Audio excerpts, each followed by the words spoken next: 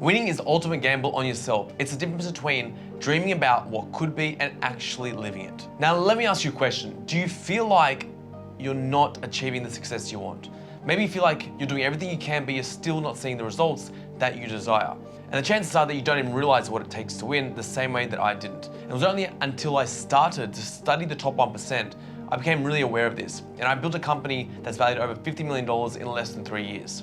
And after watching this video, you're gonna begin to realize what the top 1% are doing. You'll be able to make adjustments in your life like I did, which will result in you finally achieving that desired level of success that you dreamt of. But first, we need to answer a really important question. Is the price of winning even worth it? The truth is that in society, it just values winners far more than people who come in second place.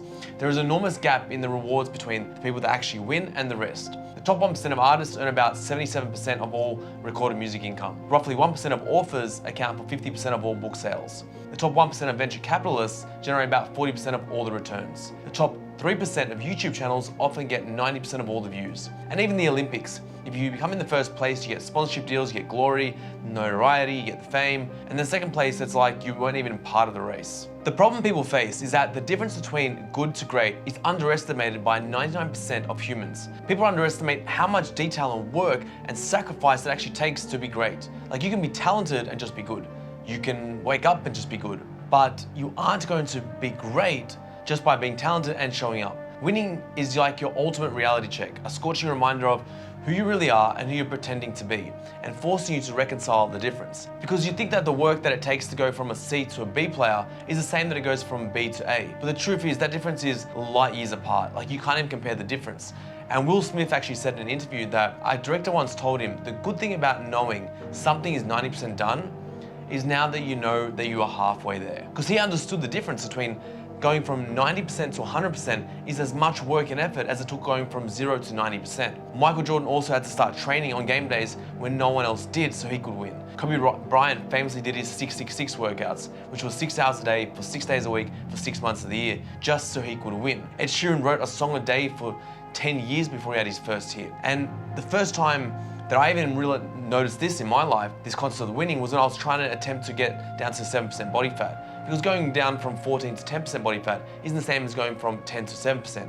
The effort is just so much more. The detail required, the measuring every calorie, the consistency it took, the training was all next level. And the most interesting part of all this was people's reactions when I got down to that 7%. Because from 10 to 7%, it's only maybe a couple of kilos. And I always remember when I was around about, that 10 to 12% mark, people would say he looks good, he works out. But once he hit that 7%, everyone's just like, wow. Like, they started asking, what are you doing?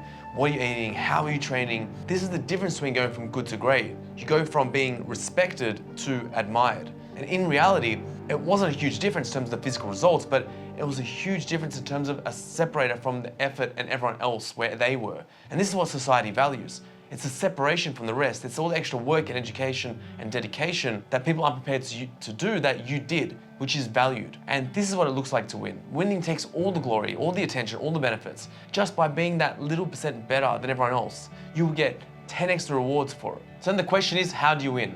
The first step is to start with self-honesty. You need to ask yourself, what are you prepared to do to sacrifice in order to win? Are you willing to let go of the partying, the Netflix, the junk food, maybe some birthdays, events, holidays? Now, based on your answer to this question, it'll be clear to you where you truly stand in terms of whether you want to win or not. Or maybe you just like the idea of it. Step 2, you need to make a decision, I'm going all in. Like, I want to win. You have to go from amateur to pro. You have to decide that this is what you want to do with your life. This is what you're willing to sacrifice. The decision that you want to win will start to really introduce you to yourself for the first time.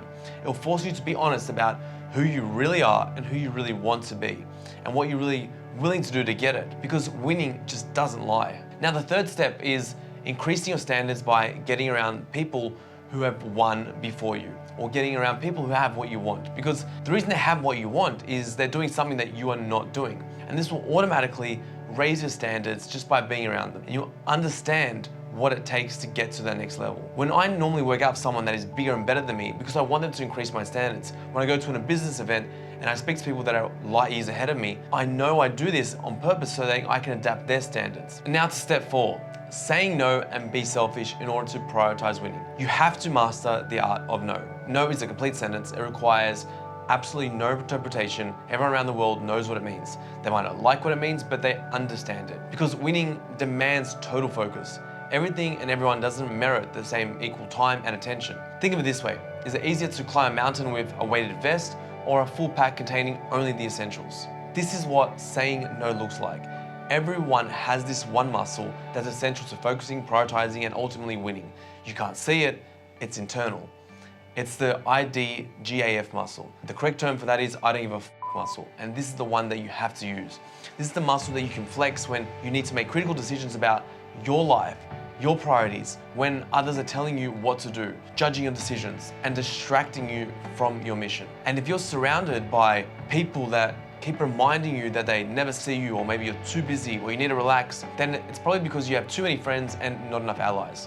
Winning is an investment. It's the result of making selfish choices that empower you to reach your goals and separate you from limitations and insecurities and create distance between them. At the end of the day, there is no balance for those who are committed to winning. You need to stop fighting it, stop feeling guilty about it, and start looking for it. Start creating a life on your own terms that works for you and your goals so that everyone can win. And whatever it is that you dream for yourself, whatever you're chasing, you need to stay with it. You need to believe in it. You need to fight for it like your life depends on it. Because if you have that feeling inside, it means that it does. Now it's your choice. You can either pay the price of winning and succeed, or you can quit, stay where you are, and then pay the price of regret. The ball's in your court.